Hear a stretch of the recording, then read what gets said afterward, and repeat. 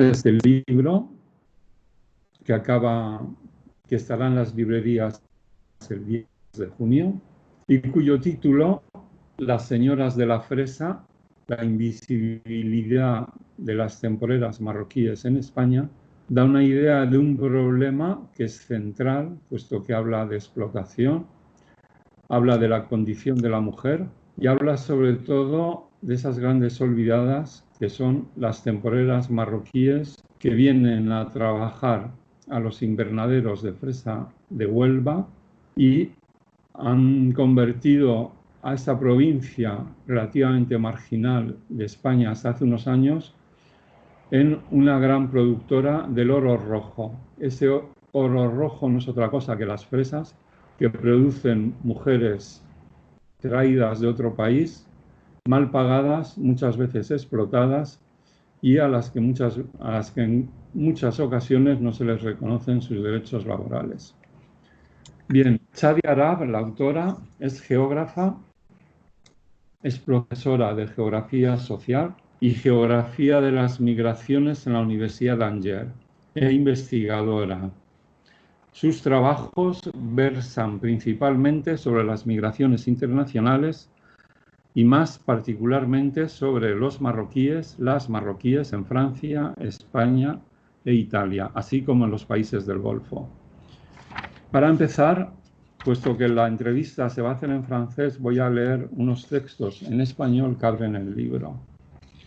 En primer lugar, la dedicatoria que Chadia Arab hace a las señoras de la fresa. A las señoras de la fresa que supieron iluminarme e introducirme en su mundo, rebosantes de humildad, buen humor y alegría, me permitieron entrar en su cotidianidad e intimidad. Me acogieron, albergaron y compartieron sus lágrimas y sus risas, su vida en definitiva. De alguna manera son ellas las que han hecho este libro que hoy les dedico. Hay una respuesta de las temporeras marroquíes, las señoras de la fresa, que dice así: querida Chadia, permítame que en mi nombre y en el de todas las chicas le dirija nuestro más sincero agradecimiento y nuestra profunda gratitud por todos los esfuerzos aportados para esclarecer ante la sociedad nuestra situación de extranjeras. Estamos muy agradecidas a ese servicio noble y humano de su parte. Le deseamos fortaleza en su vida y que Dios la colme de favores. Gracias. Hay otro texto que es de los abogados de Ausaj, Belén Luján Sáez y Jesús Díaz Formoso, que abren el libro. Son ellos los que han tomado la defensa de un grupo de temporeras marroquíes que tuvieron enfrentamientos con sus patronos y denunciaron abusos de todo tipo, y que dice así: las señoras de la fresa, invisibles para el mundo, la invisibilidad de las temporeras marroquíes en España. No hay mejor resumen de la situación de las señoras de la fresa, invisibles para el mundo. Nosotros lo hemos vivido en primera persona, hasta el día en que vimos cientos de mujeres encerradas en una gran jaula pidiéndonos desesperadamente ayuda, mostrando sus pasaportes y documentos médicos que ni siquiera comprendían. Vimos lo impensable, lo inefable. Todavía enmudecemos con el recuerdo de aquella terrible visión, porque fue impactante también el conocimiento de nuestro desconocimiento de tamaña infamia. Pronto lograríamos conocer la realidad. Y eso es lo insólito, está a plena vista. Todo el mundo lo sabe. Saben, además, que todo está protegido por el Estado, por los jueces, los fiscales, la Guardia Civil, la Inspección de Trabajo, las patronales, los sindicatos y, sobre todo, la prensa. La prensa que, salvo honrosas excepciones, solo ha dado voz a los tratantes de esclavos y a sus defensores, que encubre la corrupción política y, sobre todo, judicial, la verdadera causa de toda esta desgracia. La prensa que, encubriendo la esclavitud, da cauce a la ignominia, ensalzándola con el silencio que garantiza la impunidad. Querida Chadia, leyéndote hemos llorado, de nuevo, hemos recordado, hemos sentido el silencio atronador que encubre nuestro llanto. Hemos sentido de nuevo la frialdad de un mundo que se dice solidario mientras mira impasible el sufrimiento ajeno. Si a mí no me duele, es que no duele. Sin conciencia. Es la expresión utilizada por Robert de Aar para referirse a la psicopatía, porque en España la esclavitud es cuestión de Estado, y ello lo comprobamos con la reiterada renuencia a investigar en sede penal, en la que se han negado incluso a investigar la lista de más de 100 personas que querían denunciar, que fue entregada a la Guardia Civil respondiendo el juzgado que vayamos a buscarlas nosotros, y han rechazado cuantas pruebas se han puesto a su disposición. Y lo comprobamos en la jurisdicción laboral, en la que se ha dado carta de naturaleza a que la empresa no haya aportado ni uno solo de los contratos de trabajo y ni uno solo de los recibos de salarios, que ninguna percibió, faltando incluso el alta en seguridad social de algunas de las trabajadoras. Por todo esto hay que agradecer a Chadia Arab su valentía, de la que estamos tan faltos. Gracias, Chadia. Merci, Chadia. Donc, on va commencer. Yo le haré las preguntas en español y ella responderá en francés, y más adelante intentaremos subtitular las respuestas.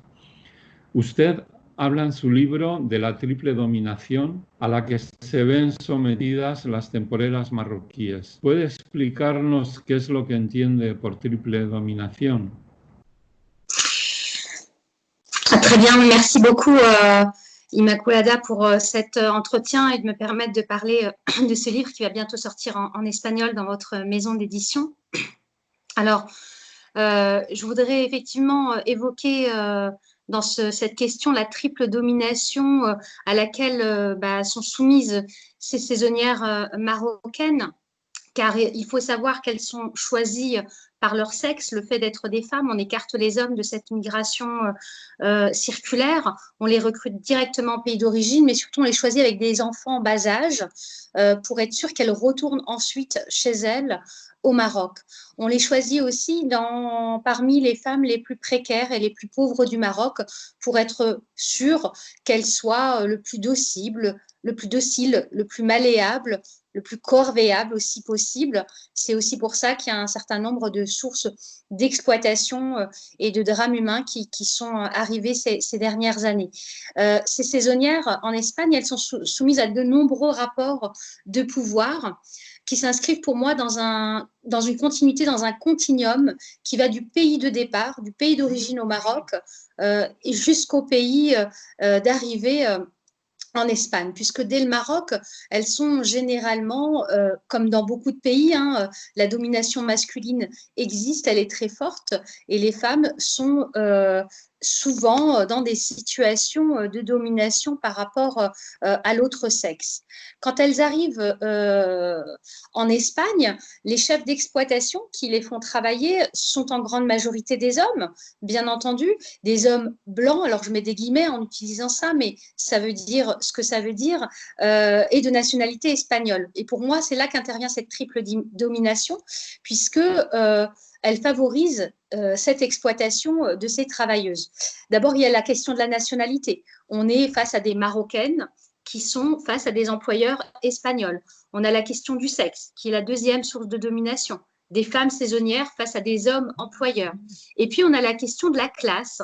On est face à des ouvrières agricoles pauvres, face à des entrepreneurs agricoles plutôt riches.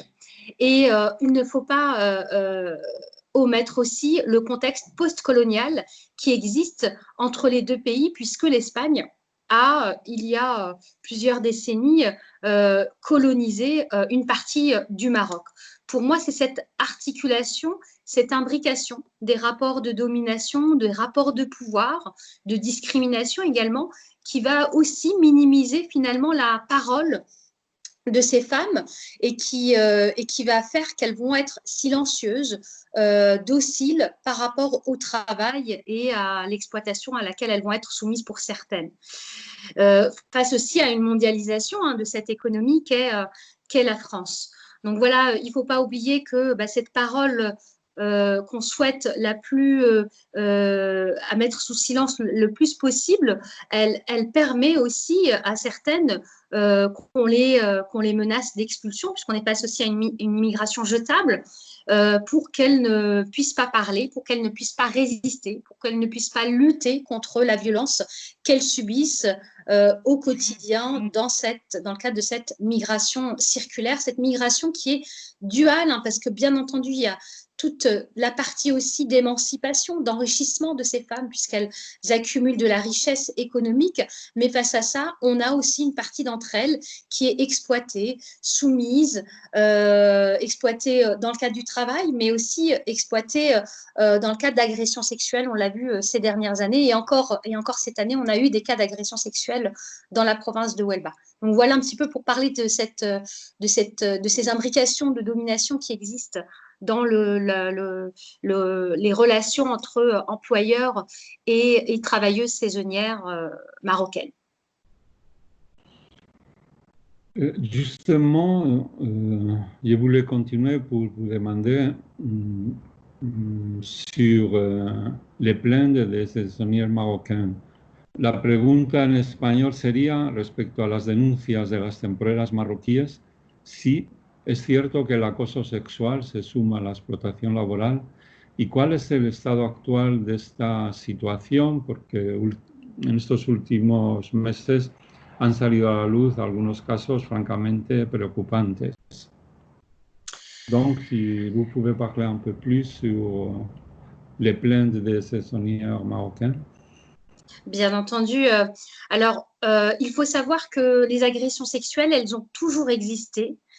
Elles sont dues notamment à ces rapports de domination que je viens d'expliquer à l'instant. Mais elles ont été mises sous silence pendant plusieurs années. Et en 2018, on a des journalistes allemandes, dans un premier temps, qui ont révélé au grand public des affaires d'agression sexuelle de ces Marocaines dans des coopératives de fraises dans le sud de l'Espagne et plus particulièrement dans la province de Huelva. C'est accompagné de cette mise en lumière de ces journalistes allemandes, des journalistes marocains, des journalistes espagnols et puis après mondialement, puisque The Guardian, mais aussi le New York Times et d'autres journaux ont médiatisé l'affaire de manière très importante. Donc moi, en 2018, quand j'apprends ça, je suis retournée sur le terrain pour tenter de rencontrer ce groupe de 10 femmes qui a osé porter plainte et qui ont osé aussi, d'une certaine manière, transgresser cette règle du silence et la règle du retour. Elles sont 10, elles ont toutes travaillé dans la même exploitation agricole qui se trouve à Almonte, qui s'appelle Doñana. On peut donner son nom parce qu'aujourd'hui, elle est connue, elle a été médiatisée dans les journaux. Ces femmes ont été mises ensemble et isolées et accompagnées juridiquement par un groupe d'associations Aoussar, dont vous avez parlé tout à l'heure, Béline et Jesus, qui font un travail formidable pour tenter de les défendre et qui les accompagnent aussi financièrement. C'est vrai que quand moi je les ai rencontrées, j'avais l'impression un peu que le temps s'était arrêté. Ça faisait plusieurs mois qu'elles attendaient. On parle aujourd'hui beaucoup dans le cadre de cette crise sanitaire du confinement, mais elles étaient en confinement et elles attendaient avec beaucoup de patience de passer au tribunal pour raconter une énième fois leurs histoires et pour tenter d'obtenir justice. Justice par rapport à quoi? Qu'est-ce qu'elles demandaient ces femmes? D'abord, elles voulaient que leur employeur soit puni pour des faits d'exploitation au travail. Elles voulaient aussi qu'il soit puni pour des faits de harcèlement et d'agression sexuelle. 2 d'entre elles ont été agressées sexuellement et d'autres ont eu des attouchements. Elles veulent aussi retrouver leur dignité, rentrer chez elles, rentrer au Maroc, la tête haute, retrouver leur famille, retrouver leurs enfants. faut pas oublier qu'elles ont été séparées de leurs enfants. Une d'entre elles était enceinte et elle a accouché sur le territoire espagnol l'été 2018 et une autre est partie en laissant un bébé derrière elle. Donc voilà, c'est des situations qui sont très compliquées, très complexes et qui ont provoqué pour certaines des drames humains. Aujourd'hui, ces femmes, elles sont encore restées en Espagne. Certaines, elles sont en procédure de divorce avec leur mari qui n'ont pas supporté cette situation, cette séparation, et puis aussi tout ce qui va derrière. Le fait que ces femmes ont pu être agressées sexuellement. Ces saisonnières ont porté plainte grâce aux avocats et aux avocates de ce groupement d'avocats qui est AUSAR. Et elles ont été, il y a eu à chaque fois, elles ont dû faire appel car il y a eu des non-lieux sur ces plaintes. Donc, elles sont encore en attente par rapport à des plaintes à la fois sur l'exploitation au travail, mais aussi sur les agressions sexuelles. Et en attendant, ces femmes, elles sont encore en Espagne et elles ont eu un prolongement de leur carte de séjour jusqu'en décembre de l'année dernière, 2019. Mais aujourd'hui, elles sont clairement sans papières et elles sont dans des difficultés financières très importantes, des difficultés sociales et économiques très importantes. Et je pense qu'il est temps que à la fois l'Espagne reconnaisse un jugement qui soit plus juste et plus égalitaire et qui reconnaisse cette exploitation au travail et ces agressions, mais que le Maroc aussi puisse les accompagner, on va dire, sur un accompagnement social et les amener à peut-être régulariser leur situation parce qu'elles sont vraiment dans des situations très difficiles aujourd'hui. Bien, finalmente queríamos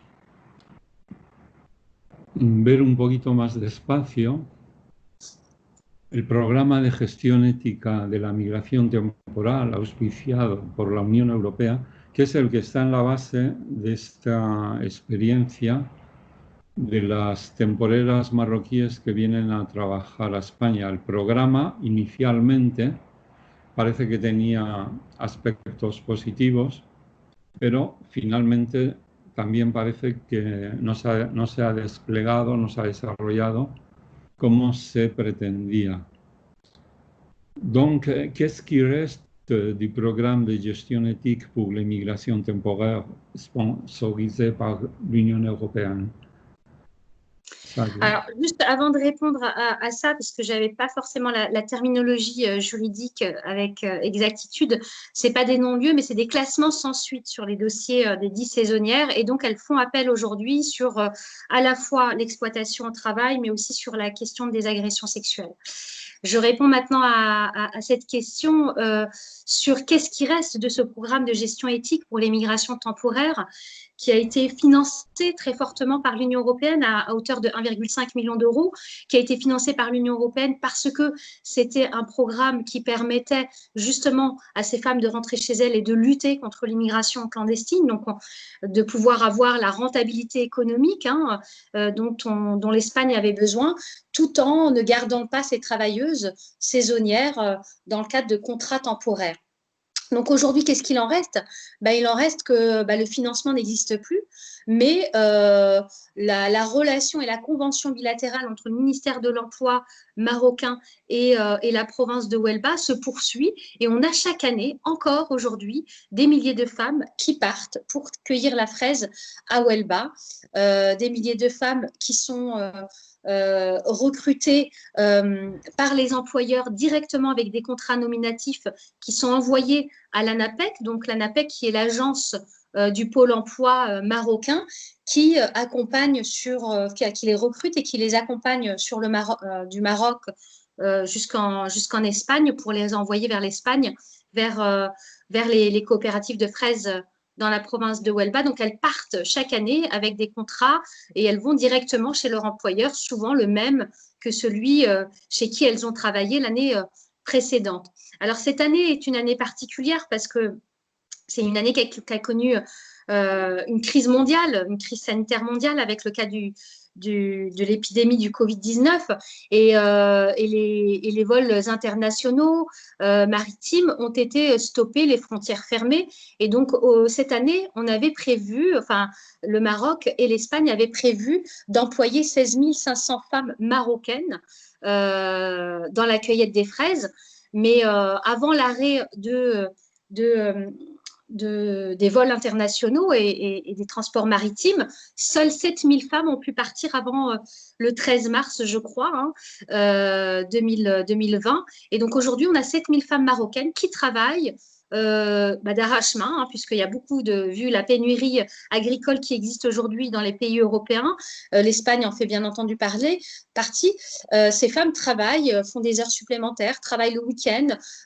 Avec quelle protection? On ne le sait pas, à mon avis, avec très peu de protection, avec très peu de gestes barrières. Donc, on a de quoi s'inquiéter sur la propagation de l'épidémie dans des serres qui sont extrêmement chaudes, où des femmes sont en promiscuité forte, sans masque et sans gants. Il ne faut pas oublier que les femmes travaillent sans gants parce que c'est un fruit fragile, la fraise, qui peut être cassée par la protection des mains par des gants.